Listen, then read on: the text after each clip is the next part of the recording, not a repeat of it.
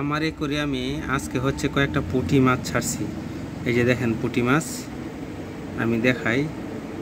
এই যে উপরে দেখেন একটা মাছ ঘুরতেছে, এটারে কেসকি মাছ না কি মাছ জানি বলে। এই মাছটাও আজকে ছাড়ছি, আগেও একবার ছাড়ছিলাম, এখন আজকে আবার ছাড়ছি। এই মাছটারে কি করতেছে, আমার যে কই কার্প আছে, বড় কই কার্পটা, এটা কি করতেছে, বারবার তারে খায়া ফেলতে চাইতেছে। আর কয়েকটা পুঁটি মাছ ছাড়ছি, পুঁটি মাছগুলো দেখা যাইতেছে না, ওই জানি লুকায় রয়েছে। তবে সোনালি মাছগুলো এ করি আমি সুন্দর লাগে বেশি। এগুলো হচ্ছে আমার কই কার্প, তারপরে আছে সোনালি কার্পু।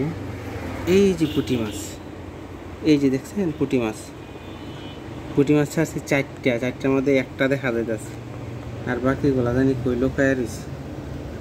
এই যে একটা, সে একবার উপরে উঠতেছে আবার নিচে নামতেছে, ওই যে গাছের চিপার মধ্যে লুকায় রয়েছে। আরও কি আছে পুঁটি মাছ, ওই যে এই সাইডে একটা আছে, ওই যে এখানে লুকায় রয়েছে। ওই যে আরেকটা গাছের চিপার মধ্যে লুকায় রয়েছে পুঁটি মাছ। অবশ্য এই যে কেসকি মাছটা এখানে আছে, সে ঘুরতেছে স্বাচ্ছন্দ্যী।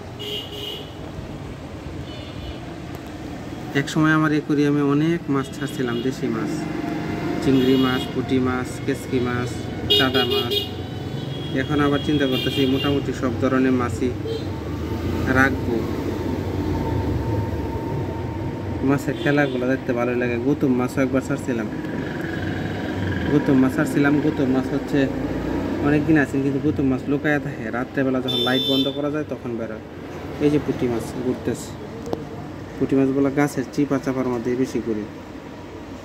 ওই যে গাছের চিপার মধ্যে লুকায় লুকায় ঘুরতেছে পুঁটি মাছ।